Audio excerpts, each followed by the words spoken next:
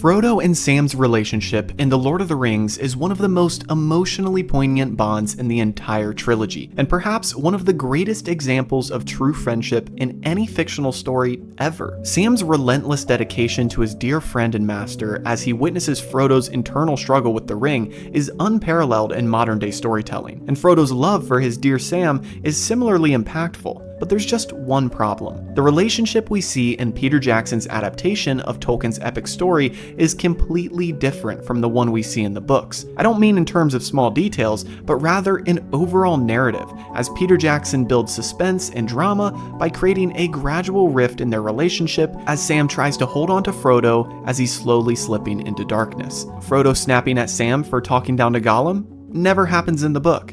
Frodo telling Sam to leave him and go back to the Shire, equally fabricated for the film. Now, I'm not making a judgment call just yet on which one is better, but in this video, we're going to dive deep into a few scenes that redefine this legendary friendship on screen, revealing just how different Peter Jackson's version is from Tolkien's timeless masterpiece. My name is Gibby, and welcome back to episode 28 of Movies vs. Manuscripts Lord of the Rings edition. This is the show where I compare Peter Jackson's Lord of the Rings trilogy to Tolkien's original writings to find every single difference. Our next scenes take us back to our beloved Sam and Frodo as Gollum leads them to his alternate route into Mordor. We see a disagreement between Sam and Frodo that further foreshadows their future divide, and we also get introduced to Faramir. But we're going to save a lot of the Faramir talk for a different episode, as today's focus will uncover a lot about Sam, as Tolkien's corresponding chapter to these scenes in the book is primarily written from Sam's perspective. Trust me, there's a lot to cover today. Everything from Sam and Frodo's argument to Gollum's take on potatoes, and of course, our first Oliphant sighting. Before we go any further, however, I wanted to shout out this commenter from a previous episode. Each week, I select one of my favorite comments to feature, so be sure to share your thoughts down below when you're done watching. Plus, subscribe to stay tuned each week as I release new episodes. Per usual, I'll cover all the changes between the book and the movie across the four major categories of characters, timeline, location, and plot.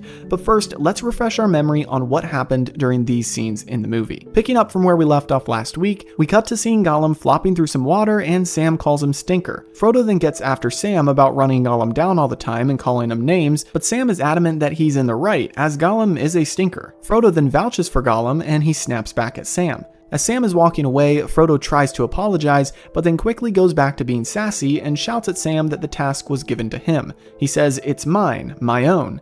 And Sam remarks about how similar Frodo sounds to Gollum, but Frodo just walks away. We then cut to nighttime as the hobbits are asleep, but Gollum is up and talking to himself. Gollum and Smeagol have a conversation which ultimately ends with Smeagol winning out and essentially banishing his Gollum personality, at least for now. Then we cut to the trio resting the next day as Sam is obviously not talking to Frodo and Gollum brings them 2 rabbits. He tries to feed them to Frodo, but Sam steps in and decides to stew the pair of rabbits. Gollum then wails about how the fat hobbit is ruining the meat, and Sam tells him that he wishes he had taters. You know, potatoes. And after telling Gollum that even he couldn't say no to that, Gollum says that oh yes he could. Then he says that he prefers his meats raw and wriggling. Before they can continue with their conversation, Sam notices that Frodo has wandered off, and they go to find him. Soon after, they find Frodo crouching on a ledge as they overlook an open area with thousands of men walking towards Mordor. Gollum says that these are servants of the Dark Lord, and the 2 halflings are then taken aback as they suddenly see a massive Oliphant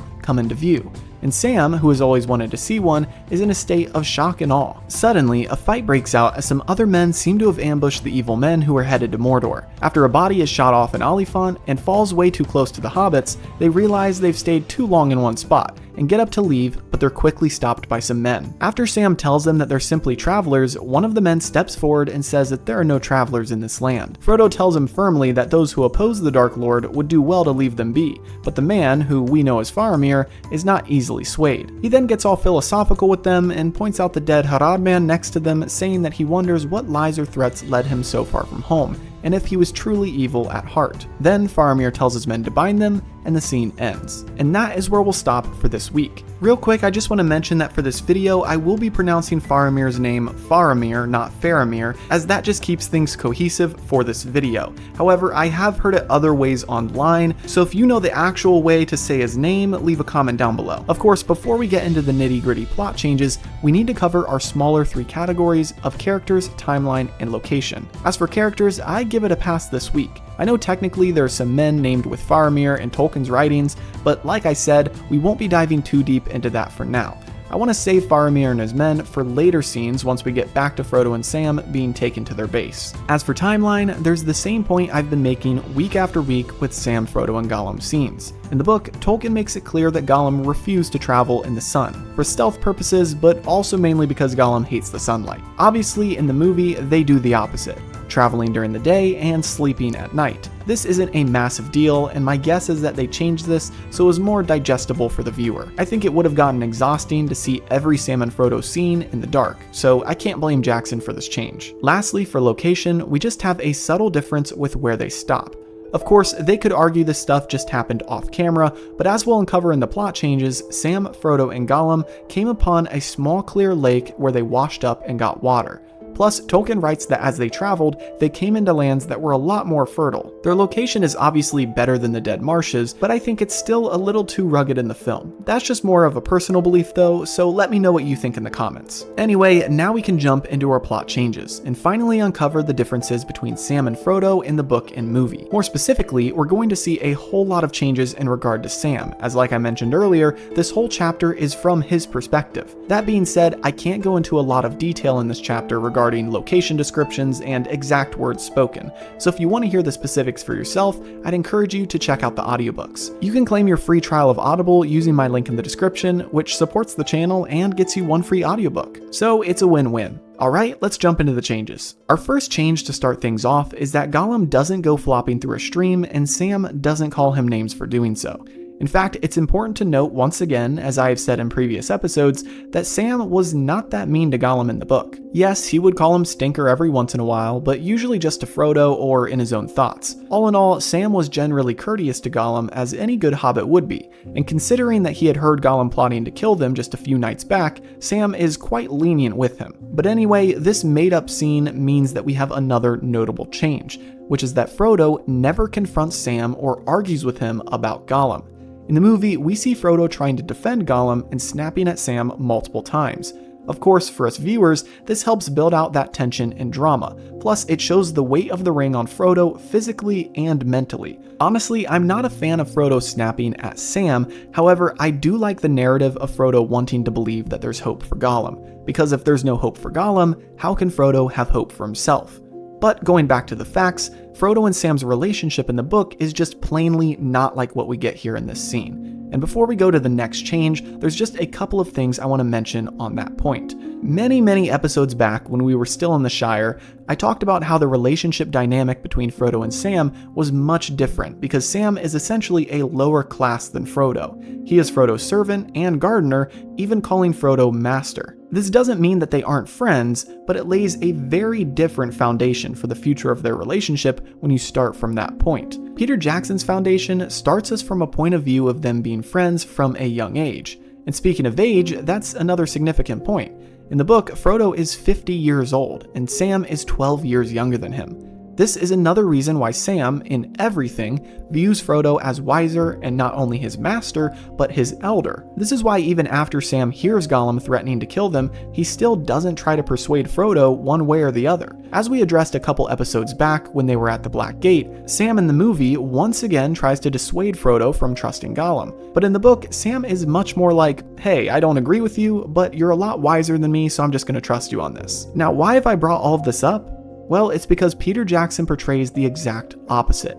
Sam in the movie speaks his mind. He openly tries to convince to get rid of the Stinker, and this scene is just the beginning of the fracture that is growing in their relationship, and which will ultimately culminate in Frodo forsaking Sam at Cirith Ungol. And throughout the rest of these changes, as we see Sam from the book making vastly different decisions from Sam in the movie, you'll continue to see the divide between these two mediums. Once you finish this video, I'm excited to hear your thoughts in the comments about what you think of their relationship and how the scene impacts the future of the whole story. Anyway, let's move on to our next changes as we have plenty more to cover. The next change is another made-up scene in the movie, and that is Gollum's conversation with himself. In this scene, we see Smeagol winning out in a mental fight against his other personality, but this couldn't be more opposite from the book. In the movie, Peter Jackson is trying to set up this big narrative that Smeagol is trusting Frodo more and more, and then that trust is broken during Faramir's later scenes, in which Gollum is beaten by some of his men. However, the book portrays Gollum as continually evil and corrupt, and as I mentioned a couple minutes ago, Sam witnessed a nighttime talk between Gollum and Smeagol in which they planned to kill Frodo and Sam and take the ring. Now, a more accurate version of that conversation from the book will happen later on in the movies, but for now, it's important to note that Smeagol was never free from Gollum, and this inner dialogue we see in the scene never happened. Now, that's not to say that Gollum never had hope. Tolkien says in some of his letters that it was a possibility for Gollum to become Smeagol again, but certain events, and especially the involvement of Sam, kept him from fully committing to being good. So although there was hope, he was always influenced by the corruption of the ring, and therefore this moment of him letting go of his Gollum side just isn't accurate. Now that we've gone past the first two fabricated scenes, let's move on to our last scene here, which is actually based on the chapter we're in today. Rightly named Of Herbs and Stewed Rabbit, Tolkien's chapter sheds light on their journey from the Black Gate to Ithilien, where they encounter Faramir and his men, and see a fight between them and the Haradrim. Now, although this is the final scene to cover today, that doesn't mean it's a quick one. This scene is jammed-packed with changes, as the chapter is almost a completely different story. Now, I don't have time to dive into the first couple pages of this chapter, in which Tolkien does his usual thing and describes in detail their journey and surroundings, but what I will touch on first is a moment omitted from the movie. In the book, after a long time of traveling, Gollum, Frodo, and Sam come upon a much more lively area. No longer are they in the Dead Lands before the Black Gate, but rather Sam and Frodo notice the smell has gotten better and they're actually growing things around them. And maybe most importantly, there is a clear lake with fresh water. They drink and rest and even wash themselves in this water. Now, just to be clear, this land isn't completely free from turmoil, as Sam notes that they had seen scars of war and orcs on their journey to this spot, but it is definitely better than the Dead Marshes, as this part of the land has only been under Sauron's dominion for a handful of years. After they wash up and drink their fill, they head to higher ground to find a good resting spot for the rest of the day, because as I've mentioned, they don't travel when the sun is out. And this is where we have our next change, which is all about our stewed rabbits. You see, in the movie, we see Gollum suddenly bringing 2 dead rabbits to Frodo.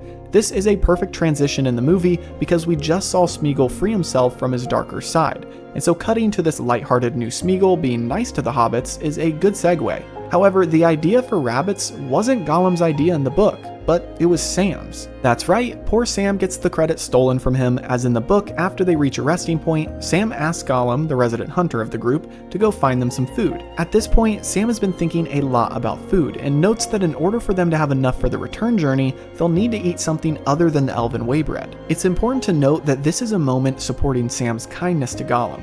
He requests Gollum go hunting for them, and Gollum says that he'll do it if the hobbit asks nicely. And Sam says that he does ask nicely, and if that's not enough, he begs. At that, Gollum crawls off to go catch some food. So once again, this reaffirms the book narrative of Sam being wary of Gollum, but not outright bullying him. By the way, if I was traveling with a sociopathic murderer who I heard plotting to kill me, I would probably try to be kind to them as well. Don't want to get on their bad side even more, you know? Anyway, another change is the general demeanor of Sam during this time, as you probably pieced together already. He hasn't had a fight with Frodo, and it was his idea for the rabbits. So unlike the movie, he isn't mean to Gollum when he brings the rabbits, but actually thankful. And Frodo has fallen asleep during this time, so he isn't even awake when this is happening, but rather he wakes up to a ready meal. Now, another thing to note is the reluctance of Gollum, and then later Frodo, to have a fire lit. Technically, this could have happened in the movie, as there is a sudden cut to Sam stirring the stew, but in the book we hear more about the details of this interaction. So here's what happens. As Frodo is sleeping, Sam is determined to not leave him alone, for fear of what Gollum might do, so he sends Gollum on another errand to get water as he stays back and dresses the rabbits with what little supplies he has. By the way, this might be the most threatening Sam has been in the book to Gollum, as he tells him that if one of his pans gets damaged, he will slice Gollum to mincemeat. But what did you expect when it comes to cooking with Sam? Anyway, Gollum goes and gets water, and while he's gone, Sam gets a small fire going.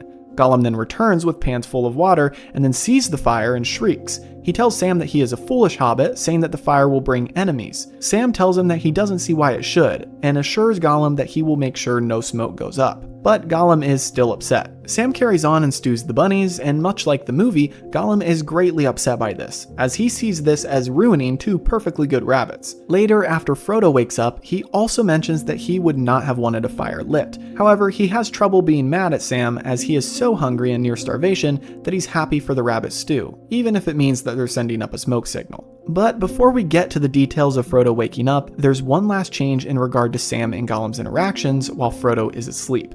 After Gollum gets upset about the stew, Sam tells him that he wants some herbs and asks Gollum to go fetch some. But now that Gollum knows Sam's intentions, he refuses to do so, as he hates the smelly leaves and doesn't want to help now. Sam, now that we're talking about food, is getting upset and tells Gollum to go get herbs or else he'll be in hot water. He then tells Gollum that he'd have him searching for taters too if it was the right season, as well as turnips and carrots and other goods. Gollum says that he won't go looking, and that's that. But he also asks Sam what taters are. And lo and behold, we have a viral moment from the movies which actually happened in the book. I was expecting this to be a difference, but Sam actually does say potatoes to Gollum in Tolkien's text. That's right, Tolkien wrote that. Sam then goes on and says that if Gollum turns over a new leaf and fetches some herbs, then Sam Gamgee will cook him some nice taters someday. Some fried fish and taters, even Gollum couldn't say no to that. But of course, just like in the movie, Gollum says that he could say no to that, and Sam ends it off with a "you're hopeless." Next, we come to the last couple of changes for these scenes. As in the movie, we see Frodo, Sam, and Gollum going out to view the Haradrim heading towards Mordor, and then they're captured by Faramir. But this is completely backwards in the book, because they actually get caught first and then witness the battle. Before I dive into the details of the book version, the first change to note is that as Sam and Frodo ate, Gollum slipped off, not to be seen for quite a while, whereas the movie shows him looking on the battle with the two hobbits and then slipping off right before Faramir captures them. Now before we talk about the fight, let's unpack how that capture actually happens, as in the book it isn't rough or aggressive like it is in the movie. Plus, as I mentioned, it happens before the big battle. After eating, Sam goes down to the water to rinse out his pots and pans, and then looks up and sees a thin spiral of smoke going up in the air as the sun sets. He then realizes that he's made a grave mistake, and in his hunger, forgotten to tend to the fire. At this, he began to hurry back up to their campsite, but suddenly stopped in his tracks as he thought he heard a whistle. Now, with more of a reason to run, he hurried back to where Frodo was, and realizing that his fire caught onto a nearby fern, he quickly stamped out what was left of the burning. But at this point, the damage has been done. He then crept back to where Frodo was hiding and asked him if he heard a whistle, but Frodo quickly hushed him and said that he thought he heard voices. At this point, both the hobbits were hiding inside a fern and put on their packs for a quick getaway, but they could clearly hear voices talking to each other. One voice said that whatever made the fire surely was hiding in the fern, and the others agreed as four men began slowly walking through the greenery. Seeing that flight was no longer possible, Sam and Frodo sprang to their feet with their swords out. But if they were trying to frighten their seekers, that was not the effect. The four men then lowered their weapons and began talking to one another about how this was not what they expected. These creatures are neither orcs nor men. Frodo then made a note that the four men seemed to resemble Boromir, as they were similar in stature, bearing, and speech. Then, after one man said that they could not be elves, as elves are fairer, Sam interjected and said, "Meaning we're not, I take you." He then continued on to say that once they've finished discussing, perhaps they shall tell them who they are, and why they're bothering two tired travelers. At this, one of the men spoke up and introduced himself as Faramir, captain of Gondor, and said that there are no travelers in these lands, only servants of the Dark Lord. Sound familiar? Well, those lines in the movie are from the book. However, that's where the resemblance ends, because in the movie, Frodo holds to his secrecy. If you know the book, you know that that is totally different from what Tolkien writes. But let's stop there for now. As much as I know you all would love for me to address Faramir now, I think I'll save it for later once we get to the scenes dedicated to him specifically. Before we end off, we still have to address the final part of this chapter in the book, which is about the Haradrim and their battle with Faramir and his men. Honestly, I can't really compare the fights, as Tolkien's description of it is pretty similar to what we get in the movie, but here are the primary differences which involve the hobbits. First, Frodo doesn't sneak off while Sam is cooking, as you might have already figured out given what I've mentioned from this chapter. Second, Sam and Frodo are with Faramir and his men when this fight happens. Faramir has some of his men guard the halflings, as he and the rest of the troop go to intercept the enemy. Third and finally, one of the men of the Harad doesn't fall off a Mumakil, aka an Oliphant, right where Frodo and Sam are. Rather, Sam wakes up and after hearing the sound of battle, climbs to a point where he can see what is happening. He then sees a dead enemy soldier in front of him who had been shot from a high place and fallen, and something very key happens in the chapter. Sam has inner dialogue with himself where he contemplates the dead man in front of him. What was his name? Where was he from? What lies or threats led him so far from home, and would he have rather stayed in peace? Sound familiar? Well, that's because they gave these lines almost word for word to Faramir in the movie. And on that note, we can wrap up this week's episode. After hearing about all these changes and comparing these scenes to the book, I want to hear your thoughts on a few things. First, what did you think of Jackson's version of Frodo and Sam's relationship? Although the Fellowship started off on the right foot, are the movies going a little too far off the beaten path? Plus, I want to know what you think about Gollum and his conversion to Smeagol. And lastly, let me know your preemptive thoughts on Faramir's brief involvement this week. Type up your thoughts and drop them below. As always, be sure to like and subscribe if you enjoyed, and check out the series playlist to catch up on any episodes you might have missed so far. Have a great week, and I'll see you in the next episode.